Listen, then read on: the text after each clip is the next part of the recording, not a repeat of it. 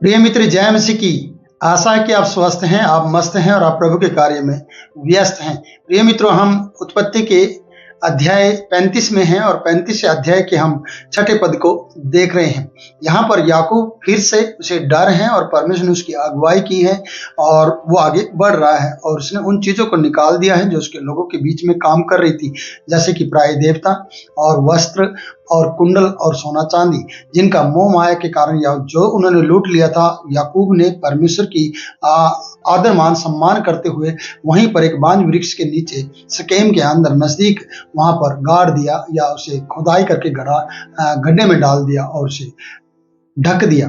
तो वो आगे बढ़ा है और आगे बढ़कर उसने परमेश्वर के लिए एक वेदी बनाई है। और हम 6 पद में आते हैं। तब याकूब उन सब समेत जो उसके संग थे कनान देश के लूज नगर को आया, वह नगर बेतेल भी कहलाता है। और उसके बाद पढ़ते हैं 7 पद। वहां उसने वेदी बनाई और उस स्थान का नाम एल बेतेल रखा। एल बेतेल का मतलब है बेतेल का परमेश्वर, और यह हमेशा नाम और वेदी का रखते रहे हैं और जिससे कि आज तक वो पहचान बनी रहे। क्योंकि जब वह अपने भाई के डर से भागा जाता था तब परमेश्वर उस पर वहीं प्रकट हुआ था और परमेश्वर ने उसे वहीं पर भेजा था। और रिबिका, आगे वचन कहानी में आता है, और रिबिका की दूध पिलाने हारी दाया दबोरा मर गई और बेतेल के बांज वृक्ष के निचले भाग में उसको मिट्टी दी गई और उस बांज वृक्ष का नाम एलोन बकुत रखा गया। प्रियो, यहाँ इसका मतलब है रुलाई का बीज।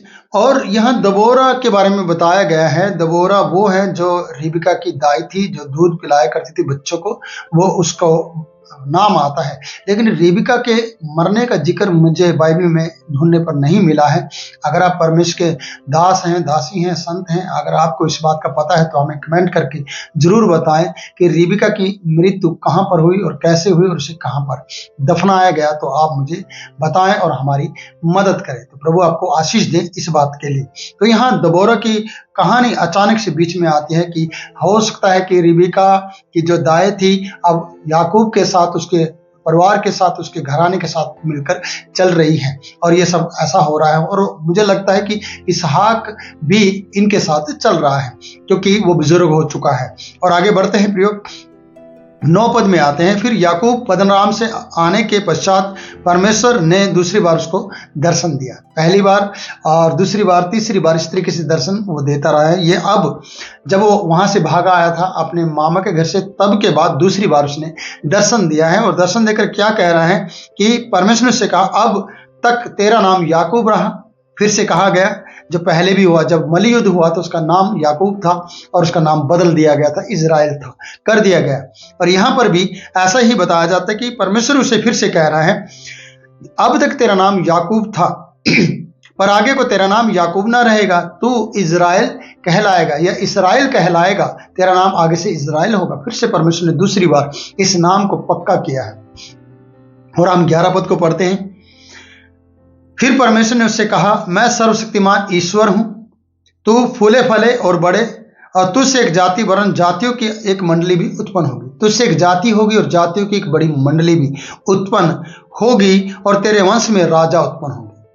देखिए, ये परमेश्वर का प्लान है, ये परमेश्वर की योजना है कि तुझसे एक बड़ी मंडली उत्पन्न होगी, तुझसे एक बड़ी जाति उत्पन्न होगी और जातियों का समूह पैदा होगा। यहाँ पर ऐसा लिखा गया है, जातियों की मंडली उत्पन्न होगी, तेरे वंश में राजा उत्पन्न होंगे। राजा बनाए जाते हैं, लेकिन यहाँ राजा उत्पन्न होगी। देखिए, आपको पता है जब यहूदियों का राजा का नाम आता है वो यीशु मसीह का नाम आता है कि हेरोदेस राजा के पास जाकर 3 मजूसियों ने कहा, हमने तारा देखा है, हमने सुना है कि यहूदियों का राजा उत्पन्न हुआ है। और राजा समझ नहीं पाए। राजा ने अंत तक फैला दिया। राजा ने 2 से 2.5 साल के बच्चों को मरवा दिया। राजा ने बदला लेना चाहा। राजा चिंतित हो गया, राजा घबरा गया। राजा को लगा कि कौन है वो ऐसा राजा जो पैदा हुआ है। राजा बनते हैं, बनाए जाते हैं, पैदा नहीं होते। लेकिन पहली बार राजा पैदा हो रहा था, वो था हमारा प्रभु यीशु मसीह, जिसको मरवाने की कोशिश की गई लेकिन वो मरवाया नहीं गया।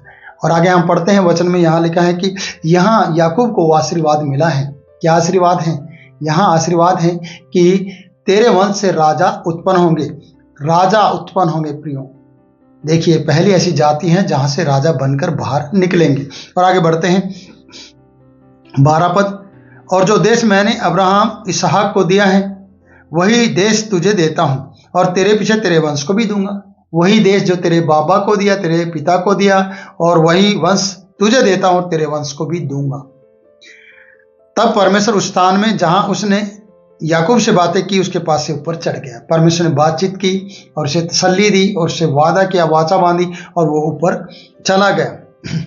आगे हम पढ़ते हैं, जिस स्थान में परमेश्वर ने याकूब से बातें की वहां याकूब ने पत्थर का एक खंभा खड़ा किया और उस पर अर्घ देकर तेल डाल दिया, और जहां परमेश्वर ने याकूब से बातें की उस स्थान का नाम उसने बेतेल रखा। लूज और बेतेल रख दिया है। अर्घ करके तेल उस पत्थर पर डाल दिया है, क्योंकि परमेश्वर ने उसकी यात्रा को सफल किया था। परमेश्वर उसके साथ था। तो प्रियो, मैं आपसे इस वीडियो में यही कहना चाहता हूं कि आप अपनी यात्रा में परमेश्वर को साथ रखें, और सर्वशक्तिमान परमेश्वर आपको फूलने और फलने का आशीर्वाद दे रहा है। आप बढ़ेंगे। अगर आप याकूब के परमेश्वर पर विश्वास करते हैं और राजा पर विश्वास करते हैं, जो राजा बना नहीं पैदा हुआ है, वो है हमारा प्रभु यीशु मसीह, जिसने आपके लिए और मेरे लिए जान दी है। हम उस सच्चे जीवित परमेश्वर के पुत्र यीशु पर विश्वास करते हैं, तो आपके वंश से, आपके घर से राजा उत्पन्न होंगे। बड़े बड़े पदों पर वो तैनात होंगे, नियुक्त किए जाएंगे। वो क्यों? क्योंकि ये परमेश्वर का वादा है याकूब के साथ, और ये वादा है आपके साथ। आप वायदों पर भरोसा करें, उसके वचन पर विश्वास करें। आप कभी भी ना सोचें कि परमेश्वर झूठ बोल रहा है। परमेश्वर कभी झूठ नहीं बोलता, क्योंकि वचन बताता है कि क्या वो मनुष्य है वो झूठ बोले? नहीं, परमेश्वर सच्चा है, वो सच बोलता है। हमें उसके वायदों पर विश्वास रखना है और उसके लिए समय पर टिके रहना है कि वो समय पर वो सारी बातें पूरी करें। तो हम बहुत सी बातें देखते हैं। इस 35वें अध्याय को मैं खत्म करना चाहता हूं कि यहाँ पर मार्ग में ही राहेल की मृत्यु हो जाती है, और जब प्रातः थोड़ी ही दूर रह गया था तो राहेल को बच्चा जन्मने की पीड़ा हुई, और उसे बेटा होने वाला था कि वो बेटा जो डिलीवरी करा रही थी, जो उसकी दाइयाँ थी, उसे कह रही थी कि चिंता ना कर, इस बार भी तुझे बेटा ही होगा। और उसे बेटा हुआ, जिसका नाम जब उसे जन्म हुआ तो वो मर गई, क्योंकि वो सहन नहीं कर पाई राहेल, और वहाँ पर वो मर गई, क्योंकि डिलीवरी होते समय उसके प्राण निकलते उसने बेटे को जन्म दिया, और उसका नाम उसने बनोनी रखा, जिसका मतलब है शोक का पुत्र। शोक यानी दुख का पुत्र, जिसका नाम है।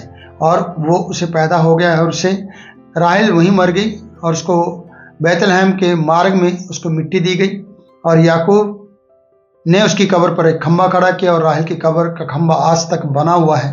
फिर इसराइल ने कूच किया और एदेर नामक घुमट के आगे बढ़कर अपना तंबू खड़ा किया। तो चलते चलते उनके साथ ऐसा हुआ है प्रियो, और वो बीच मार्ग में मर गई, जो सबसे सुंदर थी, जो प्रिय थी, और जिसको अब 2 बच्चे हो चुके थे, वो डिलीवरी के समय में मर गई हैं और वो सहन नहीं कर पाई है।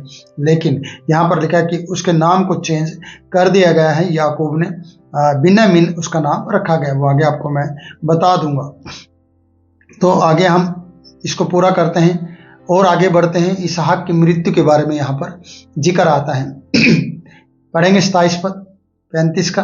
याकूब मरमे में जो किर्यत अर्बा अर्थात हेब्रोन है, जहां अब्राहम और इसहाक परदेसी होकर रहे थे, अपने पिता इसहाक के पास आया, और इसहाक की आयु 180 वर्ष की हुई, और इसहाक का प्राण छूट गया, वह मर गया, और वह बूढ़ा और पूरी आयु का होकर अपने लोगों में जा मिला, और उसके पुत्र एसाव और याकूब ने उसको मिट्टी दी। एसाव भी आया और याकूब भी दोनों, और उन्होंने आकर उसे मिट्टी दी है, जहां पर बैतलहम में अब्राहम को दफनाया गया था। तो मैं ये कहना चाहता हूँ कि ये कहानी यहीं पर खत्म होती है, और 36वें अध्याय को हम सिर्फ इसलिए देखते कि यहाँ पर उनकी वंशावली बताई गई है और उनकी सारी बात होते हैं। तो हम 37वें अध्याय में यूसुफ की कहानी को अगली वीडियो में देखेंगे। तो प्रियो, तब तक के लिए आप इंतज़ार करें, उस वीडियो का आनंद लें और इस वीडियो को शेयर करें और औरों के लिए भी इसको आशीष का कारण बनाएं, क्योंकि सर्वशक्तिमान परमेश्वर दर्शन देता है, बात करता है और अपने लोगों को हियाव और हिम्मत देता है कि वो आगे बढ़े और परमेश्वर की महिमा करें। तो प्रभु आपको बहुत आशीष दे। फिर मिलूंगा नई बात के साथ, तब तक के लिए आपसे इजाज़त चाहता हूँ। जय मसीह की।